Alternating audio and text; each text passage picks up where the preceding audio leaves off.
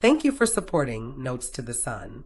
Please be sure to subscribe, like, comment, and share.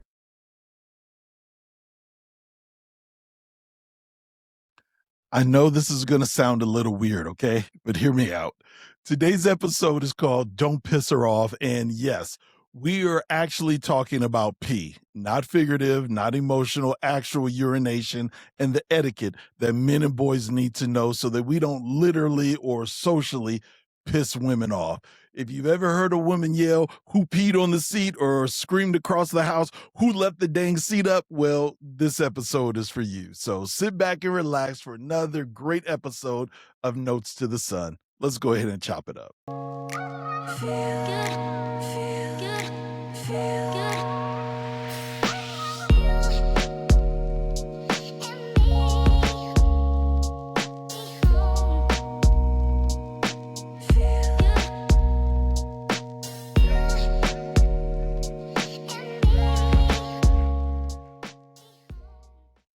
Welcome back to Notes to the Sun. I'm your host, KGB, and today we have a really special episode. This is our first episode of the FDK series. And I know what a lot of you are thinking, but in this case, FDK stands for the kids. I came up with the idea after speaking with my cousin who has two young children. She reached out to me because my first couple of episodes contained some not so kid friendly subject matter. So she asked me if I could give her a heads up next time when the content was a little less adult in nature. So I came up with FDK. So when you see the FDK logo, you will know that Uncle Greg is not cussing or talking crazy like I usually do.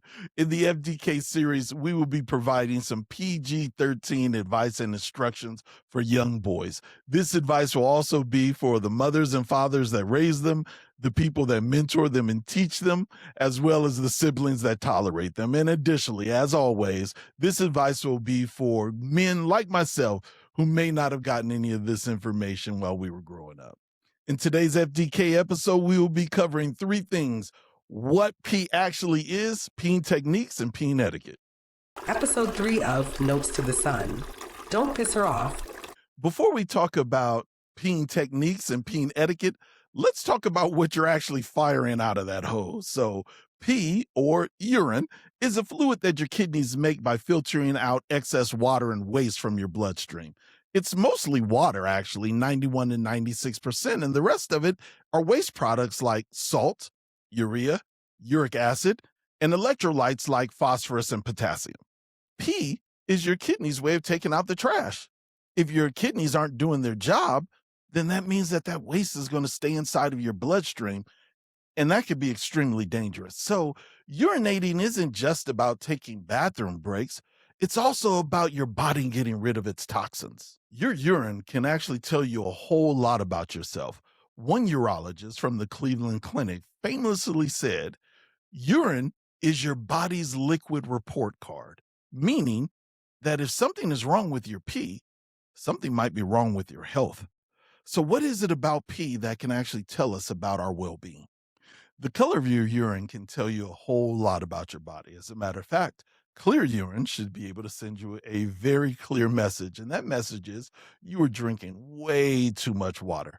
So even though your body needs to be hydrated, the basic rule of thumb is that you should not drink any more than 64 ounces a day. Any more than that can cause you to lower salt and electrolyte levels in your bloodstream and ultimately cause you to cramp up. So don't be alarmed though. Clear urine is okay, just not all the time. Normal, healthy urine is pale straw to transparent yellow in color. If your urine is darker yellow, well, my brother, you probably need to drink some water like immediately. If it's brownish, it could mean severe dehydration, or you might even have some liver issues. Pink or red, maybe blood, or believe it or not, maybe you've just been eating too many beets or blackberries. Bright neon yellow or even green, it could be more than likely vitamins, especially B complex or vitamin C. They tend to be some major culprits in the discoloration of your urine. But either way, if you notice a strange color in your urine that lasts more than a couple of days and isn't linked to food or supplements, go get checked out immediately. Your urine shouldn't have a strong smell most of the time. If it does, the most common reason is that you're probably dehydrated. You see, when there isn't enough water within your urine, urea, that waste product we mentioned before, that breaks down into ammonia. And that ammonia creates a very strong smell. As a matter of fact, it is the ammonia that most people are smelling when they generally say, something in here smells like piss. But the smell of your urine can also be affected by your diet. Some common offenders are vegetables like asparagus and Brussels sprouts. They can leave your urine having a real funky smell. But there are other things like coffee and spices, like curry, cumin, and coriander, that can also leave your urine having a very strong smell. And then lastly, there are vegetables like garlic, onions, and cabbage that will leave your urine with a strong sulfuric smell. In other words, smelling like rotten eggs. Medications and vitamins can also have an impact on how your urine smells. For instance, choline can actually make your pee smell fishy, and sulfa drugs can make your urine smell just like cabbage, garlic, and onions, like rotten eggs. And some antibiotics, as well as diabetes medication, can also give your urine a very strong smell. You might be asking yourself, is it really that important that I pay attention to the actual smell of my urine? Well, there are many medical conditions that actually affect the smell of your urine, including yeast infections, diabetes, kidney stones, liver disease, a lot of rare diseases, and even STDs. So, yes, it is actually important that you pay attention to the smell of your urine. It does matter. Sometimes you might think that your urine is smelling when it's actually your bathroom. So make sure that if you are getting like this really strong ammonia odor coming from the toilet, make sure it's your pee and actually not your bathroom, because bathrooms can give off a really strong ammonia smell too due to dry pee around it. Remember, I told you that when there is a lack of water within your urine, that the urea breaks down into ammonia gas? Well, guess what happens when pee droplets fall all around your toilet? Well, the water within your urine evaporates and the urea gets converted into ammonia gas. And next thing you know, your bathroom is starting to smell like a truck stop. So if your bathroom smells, ask mom and dad to give you some Pine Sol and a rag and clean that sucker up. So we've talked about what is urine, what we need to look for in our own urine. Now let's jump into actual urinating techniques. And in order to do this, we're going to jump into the debate of all debates when it comes to male urination, and that is, should men sit or should they stand to pee? Now, growing up, most of us were taught real simply that you stand for number one and you sit for number two. But that was it. I mean, once we learned how to pee straight in a toilet and not in our beds, that's usually where the lessons that we were given ended. Very seldom do parents talk to their children about urination beyond toilet training. But proper urination should be taught throughout a man's life because it affects both hygiene as well as his health. So let's talk about sitting versus standing. To sit or not to sit? That is the question. There's such a negative stigma around men sitting while they are peeing, especially for Black men, whose ideas sometimes about masculinity are tied to prison culture. And in future episodes, we're going to discuss kind of how Black male ideas about masculinity negatively impacts our health and well-being, but that is a topic for another day. For today's purposes, yes, I am recommending that men urinate sitting down, at least at home. Sitting to urinate can reduce leftover urine in your bladder. Some studies have found that sitting actually led to more bladder emptying, which basically means you're less likely to dribble after you zip up. How many men have you seen with a little bit of a pee dot on their pants after they've used the restroom? Every day there's more dribbling going on in the men's restroom than there is in an NBA game. Studies have also shown that sitting while you urinate can improve your flow rate. They can also contribute to long-term prostate health. Why? Because sitting while you urinate actually relieves a great deal of pressure off of your prostate. But the greatest benefit, probably according to women, for sitting down while you're urinating is that it reduces splashback. And what is splashback? It is the droplets of urine that fly all over the place when you stand and you urinate. Droplets that ultimately hit the ground, hit the walls, evaporate over time, and gives your bathroom that awful smell. Men, did you know that when you are peeing standing up, that 67% of your urine is hitting the bowl, while 10% is actually hitting the seat, 7% on the floor, and 16% is landing God knows where? Sitting while you're urinating comes with its own challenges and disadvantages as well. A, sitting in a public restroom can be questionable at best, nasty as hell at worst. And then, secondly, remember those two things I told you to monitor, both the smell and the color of your urine? How do you do that while you're sitting? So, sitting actually makes it extremely difficult for you to monitor your health through the smell and the color of your urine. So, as a general rule, teach your young men to sit at home and stand in public. Simple, effective. Now, if after all of this you still insist on standing, at least let me teach you a technique that is a cleaner, more respectful way of doing it without starting World War P in your home and pissing off every single woman in your household. It's a technique that I like to call the dab technique. Now, dab technique is really simple to remember, and ladies, you'll appreciate this. Step one, men, is lift the damn toilet seat up. Let's start there. Step two, you're going to get a piece of tissue. You're going to get a long piece of tissue and you're going to fold it into a square similar to this. All right. And you're going to hold this square in one hand while you grab your private part in the other hand, and you're going to begin to urinate. And you're going to urinate until you feel as if your bladder is empty. Now, once you believe your bladder is empty, you're going to gently shake your private parts. Now, when I say gently, I mean gently. You're not creating a Jackson Pollock painting and you're not putting out any fires, okay? Just gently shake your private part into the bowl. And then once you believe that you've gotten all the drips out, then you're going to go ahead and you're going to take this piece of paper that you're holding and you're going to dab the tip of it. You're going to dab the tip of your private part to make sure it is thoroughly clean. And then after this, you're going to go ahead and you're going to chuck it into the toilet bowl. Now, once you've chucked it into the toilet bowl, you're going to grab another long piece of toilet paper and you're going to fold that into a small square.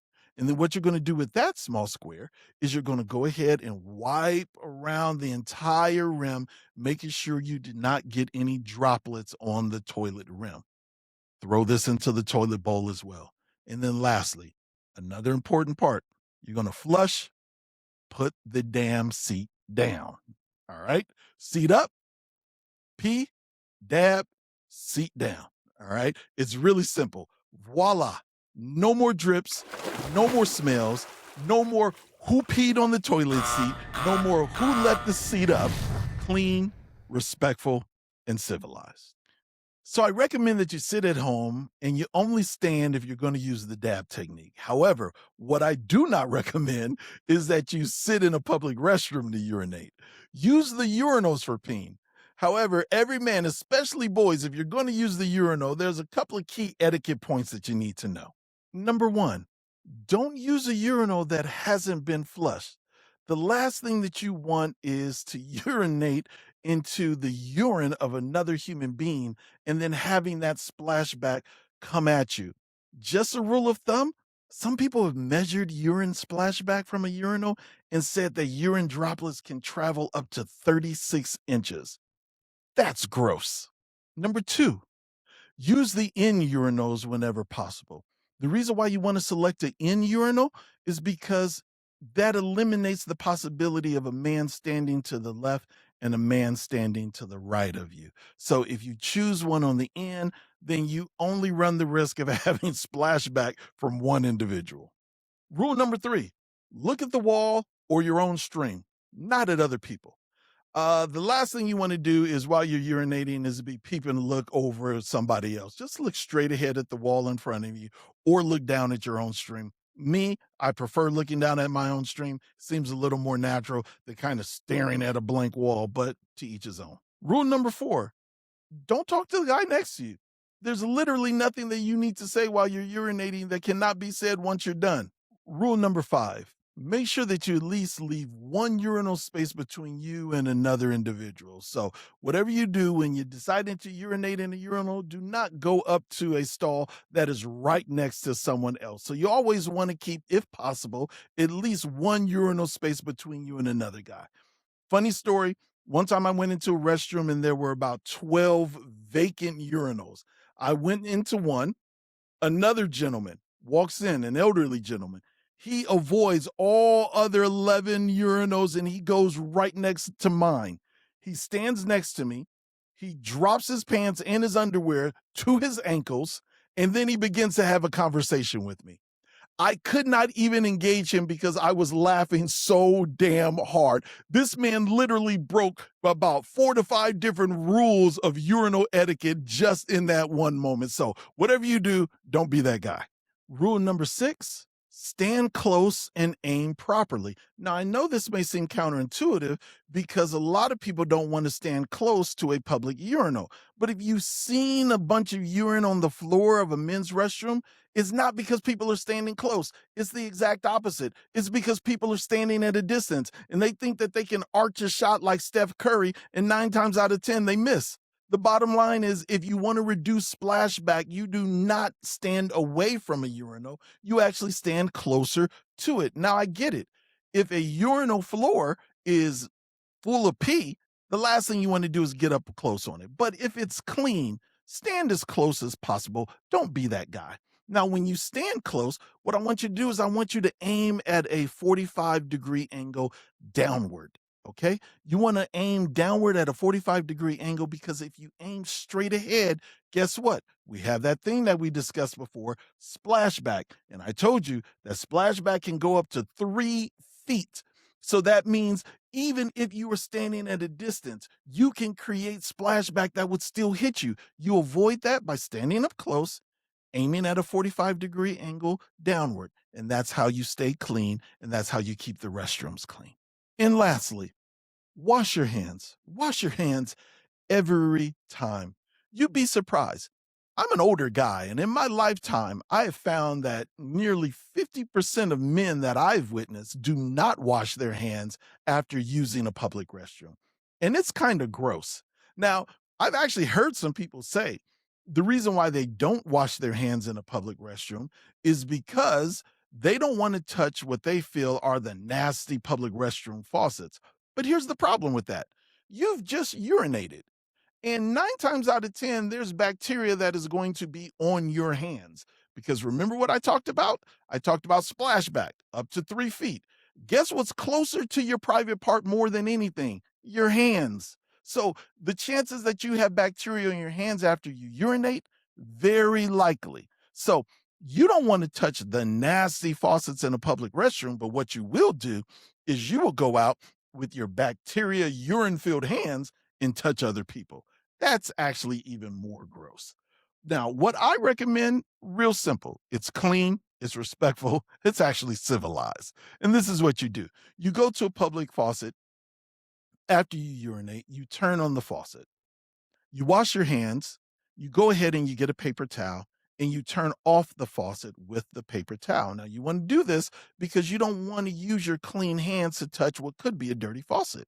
So you use the paper towel, turn off the faucet, but keep that paper towel. And the reason why you're going to keep it is because you're going to walk over to the door and you're going to use that paper towel to open up the bathroom door if it has a handle. So you're going to open it up and you're going to hold the door open with your foot. Now, the reason why you want to hold it with your foot is because you don't want the door to keep closing on you. So you hold it with your foot and then you throw that paper towel away. So let's refresh. Turn on the faucet, wash your hands, get a paper towel, turn the faucet off, use the paper towel, open up the door, keep the door open with your foot, throw the paper towel away. Like I said, clean, respectful, civilized. Every now and then you're going to walk into a public restroom and you're going to find out that all of the urinals are occupied. And so the only other place to urinate is actually in a stall. Now that can be extremely problematic because stalls can be extremely filthy. And guess what? The toilets are lower to the ground than the urinals. So that means more splashback. So I have a little bit of technique that's going to help you out if you have to pee inside of a stall. It's called the kick push technique. Now, what you're going to do is you're going to go ahead, enter the stall, and you're going to lift up the toilet seat with your foot. You use your foot, you're going to lift it up, and then you're going to go ahead and urinate. And when you urinate, this is very important. You're not going to aim in the center of the toilet. You're going to aim off to the side and above the water line. This will help reduce splashback. Now, once you're done urinating, you're going to lower the seat with your foot as well. And then you're going to push the flush lever down with the same foot. Kick, push. Lift it with your foot, urinate above the water line, put it down with your foot, flush with your foot. Real simple. If you want her to go out on a second date with you, or if you want to be invited back to Thanksgiving, then learning urination etiquette when you were at someone else's house is an absolute must. So let's go over these steps that you need to remember when you are peeing at someone else's house. Step 1, make sure that you sit down if you can. Now, again, if you insist on standing, that is okay, but you absolutely must use the dab technique. But what we're going to do is when you're at someone else's house, we're actually going to put a little bit of a twist on the dab technique. So you remember when I said create that tissue square? Well, we're going to create a first square, and we're going to put that square actually in the toilet bowl. Now, the reason why we're going to put it in the toilet bowl is because we want that to reduce the noise of our urination, reduce the noise of our peeing, because the last thing you want while you're at somebody else's house is everyone to hear Niagara Falls going on inside of that bathroom. So we put that tissue down to lower the noise levels. Then we're going to use the exact same technique that I taught you to do when you were in a public restroom stall. We're actually going to aim towards the side of the toilet above the water line. It's going to have the same effect. Not only, though, is it going to reduce splashback, but again, is going to reduce the noise. And then the most important thing that you need to remember, this is the most essential part of urinating whenever you are in any place called home, someone else's home or your own home. Lift the damn seat, lower the damn seat. All right? Really important. Lift it, lower it. Once you're done lowering the seat, all right? And after using the dab technique, wash your hands. When? Sometimes? No, every time. You're going to go ahead and wash your hands, and you're going to dry your hands by using the back of the drying towel. And the reason why you want to use the back of the drying towel is guess what? That's a part of the towel that contains the least amount of bacteria. So this is how you avoid pissing her off. And it's also how you avoid pissing off the people that come after you when you are at someone else's home. Learning about pee etiquette, and the proper way to pee. I know it really seems like a small thing, but small things, they can make a big difference, particularly in hygiene, in relationships, and how you carry yourself as a man. So, what did we learn today? We learned that your pee is your body's report card, and that the color of your urine matters as well as the smell. It tells a story. We learned that sitting is scientifically superior than standing, but if you're going to stand, at least use proper technique. Also, we learned that bathrooms have rules, and above all, proper urinating etiquette and technique, it leads to cleanliness and respect. Let's go ahead and teach this to our sons. But before we do that, let's model it ourselves and help create a world with fewer angry girlfriends, wives, and mothers yelling into the bathrooms. Who the hell left the toilet seat up, and what the hell is that smell? So, thank you all for listening to Notes to the Sun. I'm your host, KGB. Please make sure you like, comment, subscribe, and share with a young man who needs to hear this episode. You all take care. Bye-bye. Thank you for supporting Notes to the Sun. Please be sure to subscribe, like, comment, and share.